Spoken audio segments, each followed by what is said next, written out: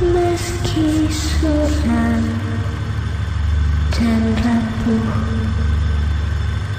apa kabarmu ibu di padang gelap? Begitu Jaya turun dari bis, dia melihat ada satu gapura, seperti gapura desa, dan tapi dia ini nggak tahu dia di mana.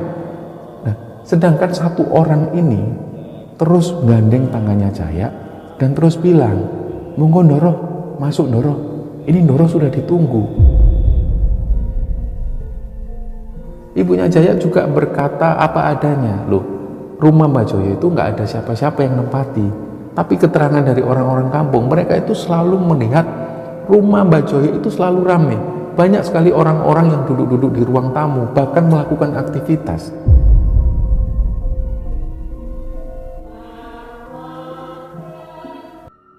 Jadi untuk cerita kali ini teman-teman, ceritanya dibagikan oleh Jaya.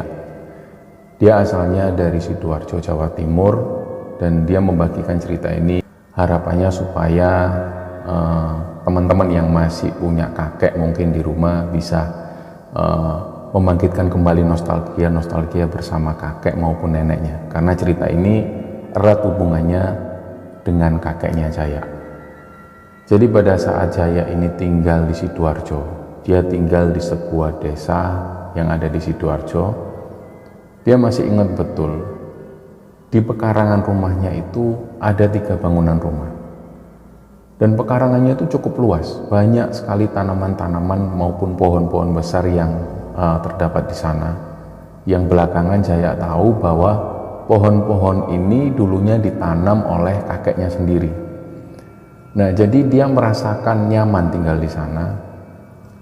Apalagi teman-teman Jaya itu senang sekali main ke rumah Jaya karena pekarangannya luas dan anak-anak itu sering bermain di sana.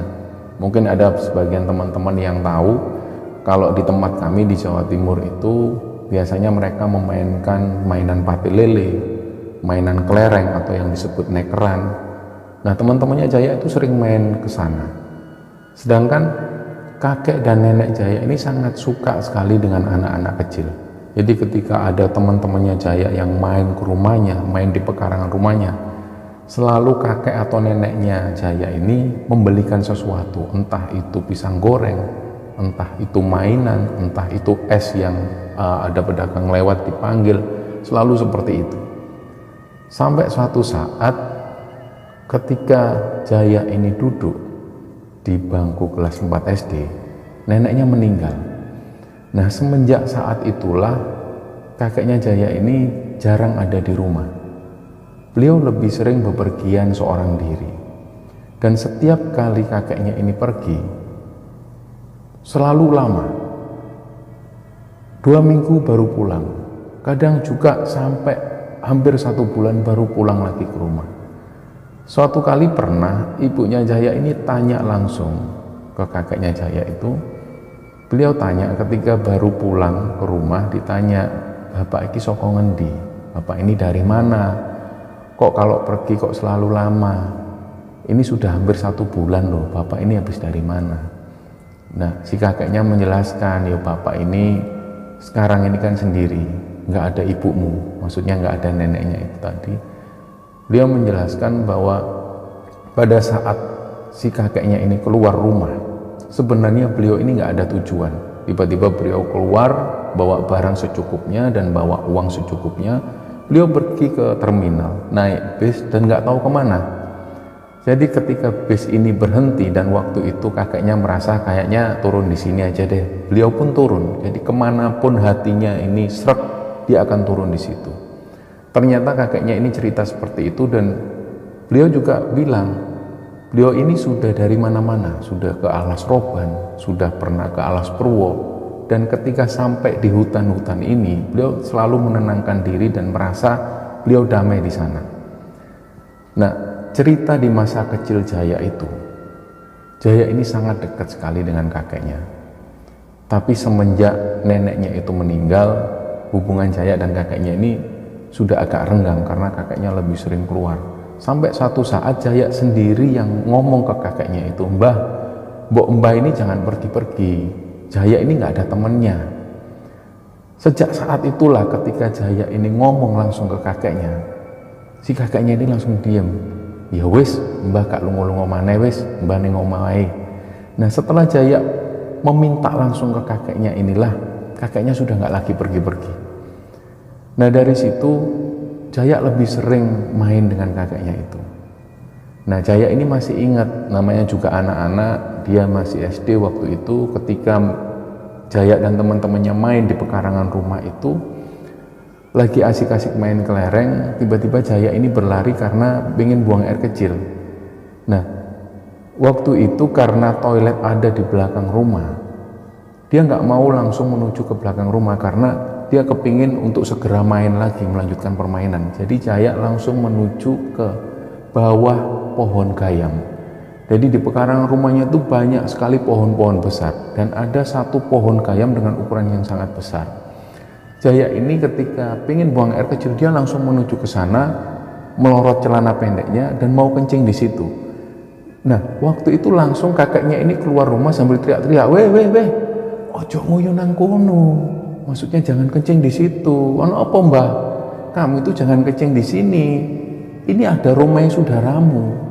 Ada rumah saudaramu di sini. Kalau kamu kencing di sini, berarti kamu itu ngencingi rumah saudaramu sendiri. Loh apa toh mbah? Rumah saudara mana? Wong nggak ada apa-apa kok. Ini cuma pohon kok. Wes, kamu nurut sama mbah, jangan kencing di sini. Kencing itu ya di toilet sana. Akhirnya Jaya pun langsung kencing ke belakang. Nah begitu sampai di kamar mandi, dia memikirkan kata-kata dari kakeknya itu. Maksudnya si mbah ini apa ya? Kok dia nggak boleh kencing di bawah pohon, katanya ada rumah saudaranya. Waktu itu memang Jaya sendiri nggak paham maksud dari perkataan kakeknya ini apa. Nah hari-hari pun berlalu, sampai kemudian pada satu saat Jaya ini dibangunkan oleh kakeknya itu. Nggak tahu waktu itu jam berapa, dia ini dibangunkan, lih tangi oleh kancanono mbah. Jaya pun bangun. Apa sih mbah? Aku ngantuk oh mbah. Wes tak kancanono mbah akeh melu mbah mlaku-mlaku. Dia ini diajak jalan-jalan sama kakeknya itu keliling desa.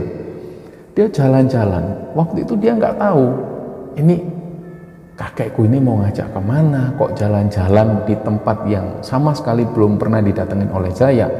Tapi area ini masih di area desanya. Diajaklah Jaya ini melewati persawahan, kemudian masuk ke kebun-kebun kecil. Gak lama setelah itu sampailah di sebuah pemakaman. Barulah Jaya ini sadar, loh ini kan makamnya Mbah Putri, makamnya neneknya sendiri. Kenapa kok kakek ini ngajak ke makam malam-malam kayak gini? Di situ Jaya ini cuma bisa ngelihat kakeknya itu bersimpuh di depan makam istrinya itu. Kemudian baca doa, setelah itu pergi. Sebelum sampai rumah, Jaya ini sempat tanya ke kakeknya itu, mbah iki lapo sih kok ngajak aku nang kuburane Mbah Putri bengi-bengi ngene. Jaya sendiri heran, kenapa kok malam-malam diajak ke makamnya Mbah Putri. Si kakeknya cuma bilang ke Jaya, ya opo le, mbah iki lo kangen ambek Mbah Putrimu iku. Dari situlah Jaya ini, karena waktu itu dia masih anak-anak, ya yang ada di pikirannya ya mungkin kakeknya ini kangen sama neneknya. Setelah itu pulanglah mereka. Keesokan harinya seperti biasa Jaya ini mainan di sana. Dan pada saat itu kakeknya ini sempat manggil Jaya, leh gini leh, kamu nggak jajan lah? Ditanyalah sama si kakeknya, kamu nggak mau beli jajan? Mau mbah, ya iki tak wae duit. Waktu itu dia dikasih uang Rp5.000. Jadi di masa-masa itu uang Rp5.000 ini sangat banyak. Dan uang ini belum sempat dibelikan sesuatu oleh Jaya karena waktu itu dia masih main bola bersama teman-temannya. Dilanjutkanlah main bola. Uang 5.000 ini ditaruh dalam sakunya. Dia melanjutkan main bola dan sekitar sore hari ketika teman-temannya ini sudah pulang, Jaya mandi. Dia pulang ke rumah, dia mandi dan tiba-tiba pada saat si Jaya ini mandi, dia dengar ibunya itu teriak-teriak. Jadi ibunya ini teriak-teriak ke bapaknya Jaya, Pak, mbah. Waktu itu Jaya masih belum paham karena dia masih mandi. Setelah mandi, dia keluar dari toilet, ternyata di rumah ini sudah sepi. Nah, Jaya pun keluar dari rumahnya menuju ke rumah kakeknya yang ada di sebelahnya persis. Begitu ada di sana, ternyata dia lihat ibunya ini sudah nangis dan bapaknya itu dalam posisi yang bingung. Gak lama setelah itu orang-orang kampung ini datang. Jaya pun langsung tanya, "Bu, ono apa bu?" Sedangkan waktu itu ibunya ini masih belum bisa menjawab, ibunya masih nangis. Jaya pun langsung menuju ke kamar kakeknya itu. Ternyata Jaya ini melihat kakeknya ini posisinya sudah terpejam matanya, wajahnya pucat. Di situ Jaya tanya lagi ke bapaknya, "Pak, mbak opo pak? Mbak kakung opo?" Bapaknya ini cuma ngelus kepalanya Jaya tanpa ngomong apapun. Akhirnya ada tetangga yang waktu itu sudah berdatangan, dipeluklah Jaya sambil bilang, "Le, mbahmu wis gak ono le, Mbak Kung sudah meninggal." Disitulah Jaya ini langsung meneteskan air mata. Kesedihan Jaya waktu itu gak sama seperti ketika Mbak Putri ini meninggal. Dia merasakan kesedihan yang benar-benar sedih pada saat kakeknya ini meninggal. Dari situlah Jaya ini nangis sesenggukan dan dia bingung harus ngapain lagi. Nah, singkat cerita, setelah 7 hari kakeknya ini meninggal, suasana rumah atau suasana di pekarangan ini sepi. Anak-anak yang biasanya main ke sana, teman-temannya Jaya ini pada saat itu nggak berdatangan ke rumah Jaya. Barulah sekitar 2 minggu kemudian ada teman-temannya yang main ke sana. Tapi pada saat itu Jaya ini masih belum bisa melupakan kakeknya itu. Dia masih ingat betul. Nah, ada beberapa kejadian lagi yang dikatakan oleh ibunya Jaya. Hal ini diketahui belakangan pada saat Jaya ini sudah dewasa. Jadi pada saat kakeknya itu meninggal, sekitar 3 hari kemudian kamar kakeknya ini dibersihkan. Nah, ada dari saudara-saudara ibunya ini yang bilang, "Mbak Yu, coba dicari uangnya Simbah, disimpan di mana?" Nah, kenapa ada saudara ibunya Jaya yang ngomong seperti itu? Karena hampir setiap bulan memang kakeknya ini selalu dikirimi uang oleh anak-anaknya, dan jumlahnya itu cukup banyak. Kalau bisa dikumpulkan dalam 1 bulan itu kakeknya bisa menerima uang sekitar 2 jutaan pada saat itu. Nah, mulai dicari uang ini ada di mana, disimpan di mana, karena semua tahu kakeknya ini nggak pernah beli apapun. Palingan ketika kakeknya ini pergi ke suatu tempat, itu pun diberi uang oleh anak-anaknya yang lain. Jadi uang ini, mereka merasa uang ini masih utuh. Dicarilah di dalam lemari, dicari di bawah, di tempat-tempat yang biasanya kakeknya ini nyimpan uang, dicari. Ternyata uang ini nggak ada sama sekali. Mereka juga bingung, kemana uangnya Simbah ini, kemana? Kok sampai nggak ada selembar uang pun? Nah, waktu itu si Jaya ini ingat, tuh, dia kan pernah dikasih uang 5.000 oleh kakeknya itu. Mulailah dicari uang ini, ternyata uang ini masih ada, disimpan ibunya di bawah buku-buku pelajaran. Nah, waktu itu Jaya bilang ke ibunya, "Bu, iki duwe teko Simbah, aku dikei Simbah." "Ya wes, kamu simpen, ini pemberian terakhir Simbahmu, kamu simpen." Dan uang ini masih ada sampai sekarang. Nah, kembali ke cerita yang tadi, ketika semua keluarganya ini mencari keberadaan uang ini, ternyata mereka nggak menemukan sama sekali. Mereka jadi bertanya-tanya, ini kakek ini nyimpen uang di mana? Seharusnya uang ini terkumpul beberapa juta. Setelah sekian lama anak-anaknya ini ngasih uang, ternyata mereka nggak menemukan sama sekali uang-uang tersebut. Barulah setelah beberapa minggu, semua dapat jawaban. Satu persatu orang mulai bersuara. Pada saat itu ibunya Jaya ini pergi belanja ke pasar. Seperti biasa, beliau naik becak langganannya. Pada saat beliau ini naik becak, si ibunya Jaya naik becak, si tukang becak ini terus cerita. Jadi nama dari kakeknya Jaya ini adalah Mbah Joyo. Nama Jaya ini diambil dari nama kakeknya tersebut, Joyo, dan di bahasa Indonesia kan menjadi Jaya. Nah, nama kakeknya ini Mbah Joyo. Pada saat ibunya ini ke pasar naik becak, si tukang becak ini terus cerita, "Lah ya Mbak, Mbah Joyo itu saapi-api uang.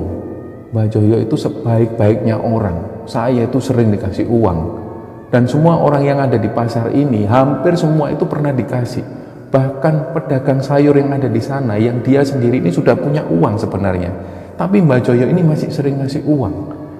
Nah, dari situ ibunya bertanya-tanya, oh alah, mungkin si Mbah ini sering ngasih uang ke orang-orang. Dan dari cerita tukang beca inilah ibunya Jaya ini mendapat cerita lainnya. Di satu tempat, di sebuah desa, ada pembangunan musola. Nah, pembangunan musola di tempat ini sempat terhambat karena dana. Musola ini sebenarnya nggak butuh banyak uang, tapi karena orang-orang yang ada di sana ini sudah kehabisan dana, panitia pembangunan musola ini kedatangan seorang tamu. Beliau ini adalah kakek-kakek. Beliau datang dan tiba-tiba langsung ngasih uang beberapa juta. Dari sinilah akhirnya proyek musola ini bisa berjalan dan sampai akhirnya musola ini jadi. Nah, belakangan ibunya Jaya ini jadi tahu bahwa orang yang ngasih uang beberapa juta untuk pembangunan musola ini adalah Mbah Joyo. Dari sinilah kemudian ibunya Jaya ini mengabarkan ke saudara-saudaranya bahwa memang uang Mbah Joyo ini memang nggak ada karena beliau itu suka berbagi. Nah, dari sinilah kemudian saudara-saudara dari ibunya Jaya ini tahu, ya sudahlah, berarti memang si Mbah itu memang dari dulu suka ngasih uang. Singkat cerita, Jaya duduk di bangku SMA dan masih menempati di rumah tersebut. Nah, di pekarangan rumahnya ini masih seperti itu. Jadi rumah dan juga pekarangan di rumah Jaya itu masih berdiri seperti saat kakeknya masih hidup. Pohon-pohon ini juga masih tumbuh dengan baik. Nah, pada saat itu Jaya ini duduk di bangku SMA dan kemudian dia punya pikiran untuk pengen kuliah ke Jogja. Nah, singkat cerita, kuliahlah Jaya ke Jogja. Di sana dia ambil jurusan matematika dan selama kuliah di Jogja inilah dia kenal dengan beberapa orang teman yang dianggap asik oleh Jaya. Nama teman-temannya ini yaitu Tony dan Akbar. Nah, kenapa Jaya senang bergaul dengan Tony dan Akbar? Karena Tony dan Akbar ini suka nongkrong, sama-sama suka nongkrong, dan ketika membahas sesuatu Jaya merasa kalau mereka ini selalu nyambung. Nah, dari situlah karena mereka punya hobi yang sama, mereka juga suka naik gunung, mereka suka bepergian. Akhirnya dari situ Jaya, Tony dan Akbar ini sering bepergian bareng. Mereka sering naik gunung, sering pergi ke pantai, camping dan lain sebagainya. Nah, satu kali Tony ini punya ide.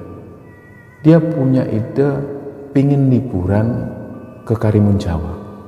Nah, dari sinilah akhirnya Jaya ini mengutarakan, ya sudah, ayo kapan kita berangkat. Mereka sering bepergian dan biasanya sebelum bepergian itu mereka merencanakan sesuatu. Anggaran dana, transportasi dan lain sebagainya dicatat di sana. Nah, waktu itu gak tahu kenapa tiba-tiba ada keinginan kuat dari Jaya untuk melakukan perjalanan ke Karimun Jawa ini sehabis Lebaran. Padahal pada waktu itu kondisinya sebelum bulan puasa. Nah, pada saat itu Tony ini sempat ngomong, ngapain sih ya kok nunggu habis hari raya, kan lama banget, masih 3 bulan lagi loh. Sudahlah, nggak apa-apa, aku kepinginnya habis Lebaran. Nanti kan di tengah-tengah bulan puasa itu sebelum Lebaran kita kan pulang ke rumah masing-masing. Dari situ nanti kita berangkat bareng, ketemuan langsung di Jepara. Ah, ya sudahlah. Terus selama nunggu 3 bulan ini kita kemana lagi? Ya udahlah, kita nggak usah pergi-pergi dulu. Nah, singkat cerita, sebelum Lebaran mereka pulang ke kampungnya masing-masing. Tony dan juga Akbar ini kebetulan rumahnya nggak jauh dari Jogja. Tony ini tinggal di Boyolali, sedangkan si Akbar tinggalnya di daerah Kartasura. Nah, sedangkan Jaya sendiri yang rumahnya paling jauh, dia harus pulang kembali ke Sidoarjo. Nah, selama di sana mereka masih berkomunikasi, waktu itu masih menggunakan BBM. Mereka berkomunikasi terus membicarakan perjalanan menuju ke Karimun Jawa sehabis Lebaran. Nah, singkat cerita, setelah habis Lebaran, mereka pun mulai berkomunikasi lagi sampai hari H. Mereka pun akhirnya janjian berangkat di sekitaran jam 5 sore. Jaya berangkat menuju ke Terminal Bungurasi, naik bis menuju ke Jepara, sedangkan Tony dan Akbar berangkat dari tempat mereka menuju ke Jepara. Jadi titik poin mereka ada di Jepara. Nah, sebelum Jaya ini berangkat, ada satu hal yang menurut Jaya ini aneh. Jadi waktu itu Jaya ini sudah packing, di sekitar jam 3 sore Jaya ini keluar ke pekarangan rumahnya. Nah, di pohon gayam ini, di sebelah pohon gayam itu juga ada pohon kelor. Nah, di antara pohon gayam dan kelor itu tiba-tiba tumbuh janur kuning. Ada janur kuning yang melengkung. Disitulah Jaya ini merasa heran. Loh Bu, ini kok ada janur kuning di sini nih? Ibu yang naruh atau gimana? Ibunya keluar. Wah, enggak kok, bapakmu mungkin. Nah, dia pun tanya ke bapaknya, Pak, ini kok ada janur kuning di sini? Bapak yang naruh? Enggak kok. Sejak kapan kamu lihat? Ya sejak ini tadi. Enggak kok. Ya sudah, kamu ambil aja. Diambillah karena pemandangan ini adalah pemandangan yang aneh. Gak ada janur kuning di sana, tiba-tiba ada janur kuning persis di tengah-tengah pohon kelor dan gayam ini. Ketika diambil oleh Jaya, sekitar jam setengah 4 sore dia pun berangkat. Pamit ke bapak dan juga ibunya, dia berangkat sendirian menuju ke terminal Bungurasi. Nah, pas waktu naik bis ini Jaya juga heran. Ini kok kondisi bis ini kok sepi? Apa mungkin ini setelah lebaran orang-orang masih ada di kampungnya masing-masing atau gimana, dia nggak tahu. Pada waktu dia naik bis ini, kondisi bisnya ini sepi, nggak ada penumpang sama sekali, cuma dia sendiri. Sekitar setengah jam kemudian bis ini jalan. Kernet mulai mendatangi Jaya. Kernet tanya, mau kemana Mas? Ke Jepara Pak. Diberilah Jaya ini tiket dan dia bayar uang bis itu. Bis ini pun jalan.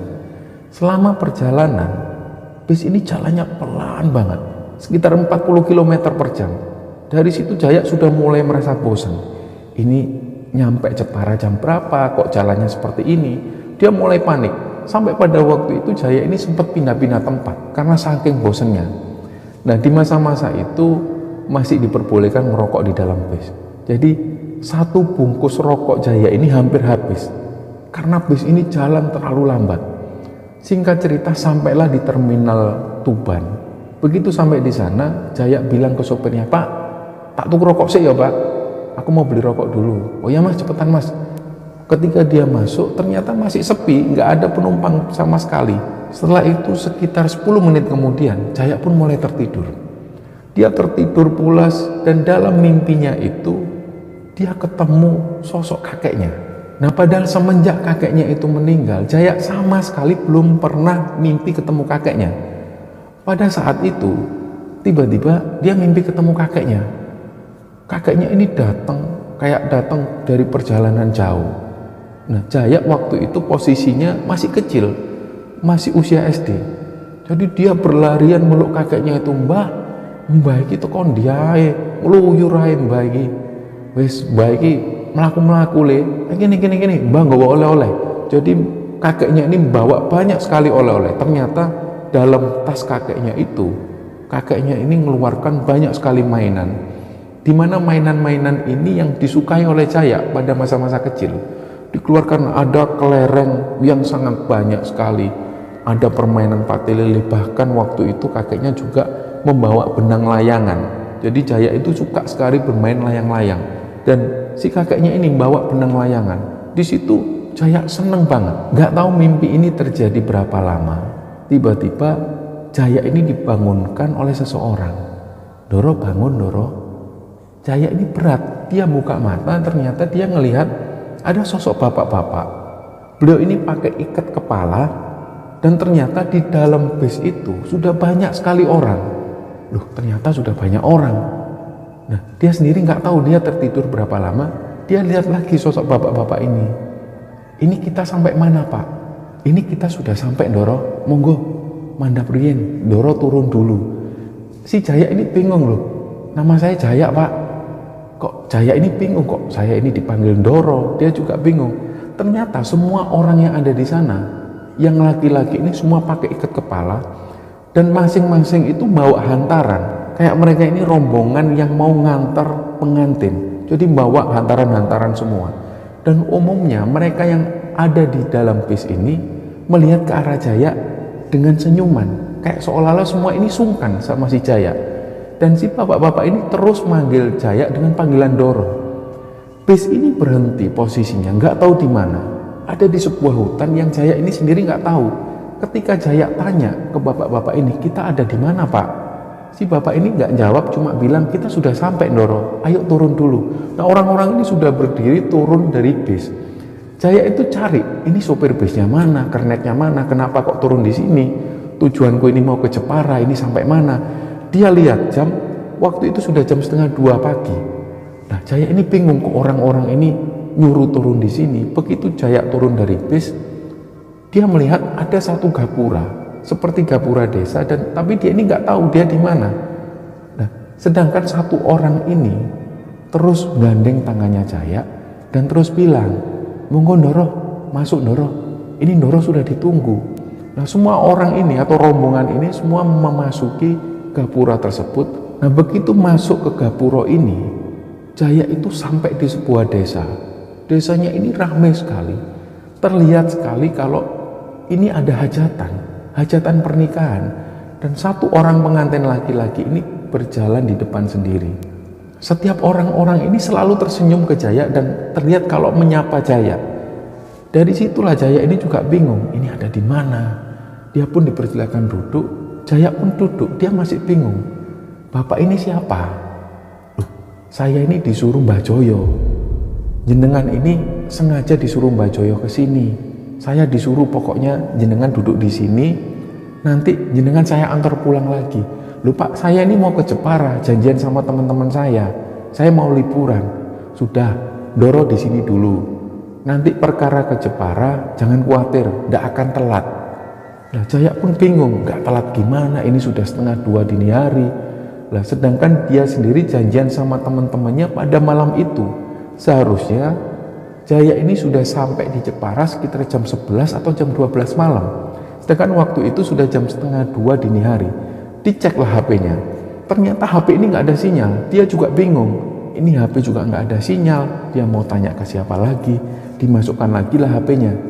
Dia ngelihat prosesi pernikahan ini banyak sekali orang yang nyanyi-nyanyi, ketawa-ketawa, dan bahkan di situ ada iringan-iringan gamelan. Nah Jaya ini mau nggak mau akhirnya menikmati acara pada saat itu. Hantaran-hantaran ini pun mulai diserahkan kepada pengantin perempuan, dan disinilah prosesi pernikahan ini terjadi. Yang dilihat Jaya pada waktu itu, prosesi ini berjalan seperti biasa, seperti ketika Jaya menghadiri pernikahan. Ada penghulunya, ada juga calon mempelai laki-laki dan perempuan. Di situ juga disediakan banyak sekali makanan. Jadi Jaya waktu itu merasa dia ini nyasar. Kenapa kok dia tiba-tiba ada di sebuah pesta pernikahan yang dia sendiri nggak tahu ini pesta pernikahannya siapa. Jadi dari situ Jaya memperhatikan terus. Setelah prosesi akad nikah ini terjadi, si bapak-bapak ini ngomong lagi ke Jaya, monggo Ndoro, maam dulu, monggo dahar dulu rumien. Dia pun akhirnya diajak makan. Di situ Jaya ini melihat hidangannya ini super mewah semua. Ada sajian burung dara panggang, ada juga daging-daging yang diiris tipis-tipis, ada buah-buahan di sana. Dan pada waktu itu memang Jaya ini kondisinya lapar. Dia ngelihat lagi ke bapak-bapak ini, monggo Ndoro, tidak usah sungkan, monggo makan semua, monggo, tidak apa-apa. Seandainya kalau Mbah Joyo masih ada, Mbah Joyo pasti ikut kok. Lah Jaya ini mendengar lagi, kok Mbah Joyo, orang ini berarti kenal sama mbahku. Ya sudahlah, dia pun makan. Dia duduk di meja, dia makan. Sambil dia tanya ke bapak ini, loh bapak ini kok kenal sama mbahku, Mbah Joyo, kenal dari mana?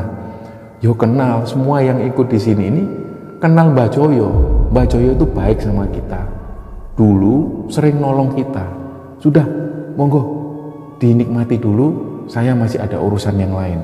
Jadi si bapak-bapak ini pun pergi tanpa memperhatikan lingkungan yang ada di sekitar. Jaya ini menikmati makanan itu. Yang dia ambil waktu itu adalah burung dara panggang. Dia makan dengan lahapnya. Setelah makanan Jaya ini habis, Jaya memperhatikan ternyata orang-orang ini masih banyak yang bercengkrama, masih banyak yang bersendau kuro, dan ada juga beberapa yang menikmati alunan-alunan musik-musik gamelan sambil berjoget dengan riangnya. Nggak lama setelah itu si bapak-bapak yang tadi menghampiri Jaya lagi. Ndoro, setelah ini kita lanjut pulang, saya antarkan jenengan lagi pulang. Loh, saya nggak mau pulang Pak, saya mau ke Jepara. Oh ya, ya sudah nggak apa-apa, nanti saya antar, nggak ada masalah. Akhirnya setelah berpamitan, rombongan yang tadinya bersama Jaya ini kembali pulang. Mereka melewati lagi hutan-hutan dan sampailah lagi ke bis yang tadi dinaiki oleh Jaya. Jaya ini masih penasaran, ini sopir sama kernetnya ini kemana? Dicarilah, Pak sopir, ternyata nggak ada. Jadi bis ini masih kosong. Begitu penumpang-penumpang ini naik dan Jaya duduk di kursinya, Jaya itu merasakan ngantuk yang luar biasa. Tiba-tiba dia nggak bisa nahan rasa kantuknya dan dia kembali tertidur. Setelah tertidur, Jaya mimpi lagi ketemu kakeknya. Kakeknya ini datang dan langsung mendekati Jaya. Tekon di maule.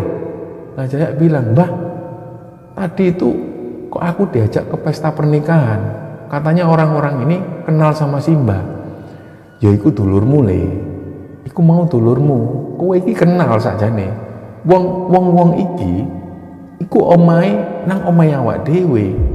Jadi Jaya masih bingung, kok kata kakek ini rumah orang-orang ini rumahnya juga ada di rumahnya Jaya. Sedangkan Jaya sendiri nggak merasa mereka itu tinggal di sana. Wong baru pertama kali itu Jaya melihat wajah-wajah orang-orang ini. Sedangkan keterangan dari kakeknya dalam mimpinya itu, kakeknya ini menjelaskan bahwa rombongan pengantin ini sebenarnya tinggalnya juga sama di rumah yang ditempati Jaya itu.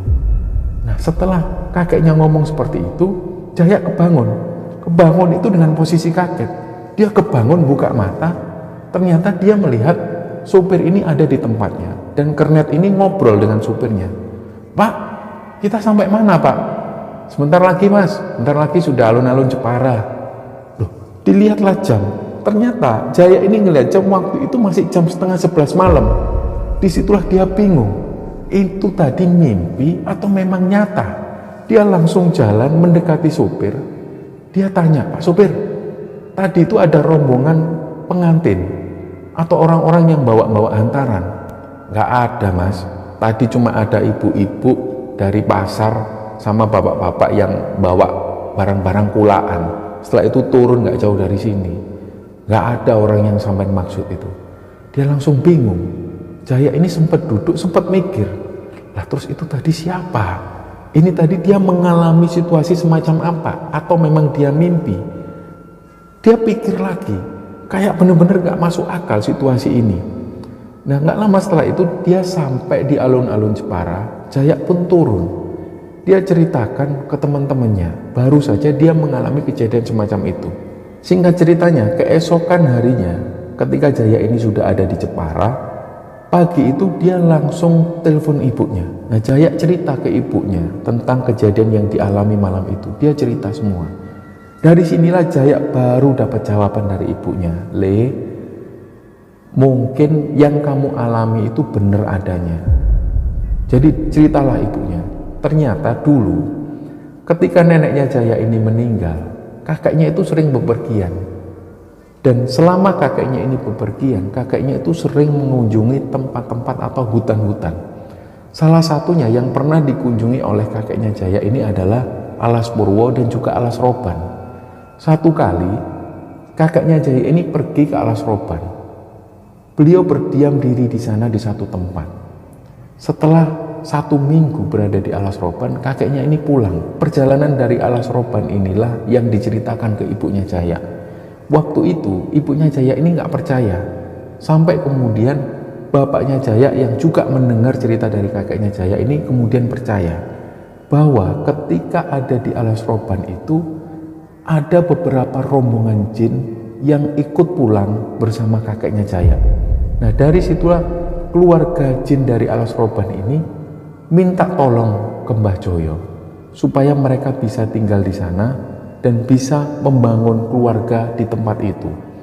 Akhirnya Mbah Joyo ini pun bilang, "Kalian boleh tinggal di sini, tapi aku nggak bisa ngasih apa-apa ke kalian.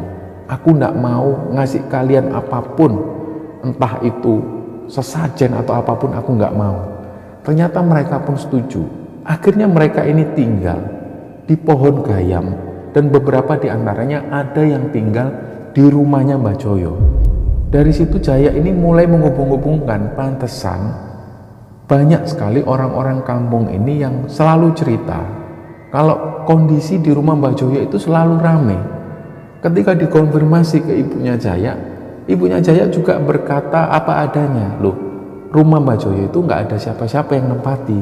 Tapi keterangan dari orang-orang kampung, mereka itu selalu melihat rumah Mbak Joyo itu selalu ramai. Banyak sekali orang-orang yang duduk-duduk di ruang tamu, bahkan melakukan aktivitas. Awalnya orang-orang kampung mengira itu adalah saudara dari ibunya Jaya. Janur kuning yang melengkung di antara pohon gayam dan pohon kelor itu adalah sebuah kode bahwa mereka ini atau bangsa jin yang tinggal di sana ini mau menikahkan anggota keluarganya. Pada saat Jaya, Tony, dan Akbar merencanakan pergi ke Karimun Jawa, Jaya ini punya keinginan kuat untuk ngambil tanggal selepas Idul Fitri. Jaya sendiri waktu itu juga nggak tahu kenapa dia milih tanggal itu, dan keinginannya kuat banget untuk milih tanggal itu. Ternyata pemilihan tanggal ini erat hubungannya dengan pernikahan yang dilakukan oleh bangsa jin yang tinggal di rumah Jaya. Nah, sampai cerita ini diturunkan, Jaya pun masih tinggal di rumah ini bersama anak dan istrinya. Jadi 3 rumah yang ada di sana hari ini sudah ada yang menempati. Jaya sendiri tinggal bersama anak dan istrinya di rumah yang dulu ditempati oleh Mbak Joyo. Sedangkan rumah di bagian sebelah kanan ditempati oleh sepupunya. Dan rumah di sebelah kiri yang dulu ditempati oleh Jaya dan juga kedua orang tuanya masih ditempati oleh kedua orang tua Jaya dan juga adik-adiknya. Dan pekarangan rumah yang ada di sana kondisinya masih sama persis seperti saat Jaya masih kecil. Dan pohon gayam dan juga pohon kelor yang ada di sana juga masih berdiri dengan baik di situ. Dan semoga cerita ini bisa menghibur teman-teman sekalian, terlebih bisa diambil hikmah dan bisa diambil pelajaran oleh teman-teman sekalian. Mohon maaf kalau ada salah-salah kata. Wassalamualaikum warahmatullahi wabarakatuh.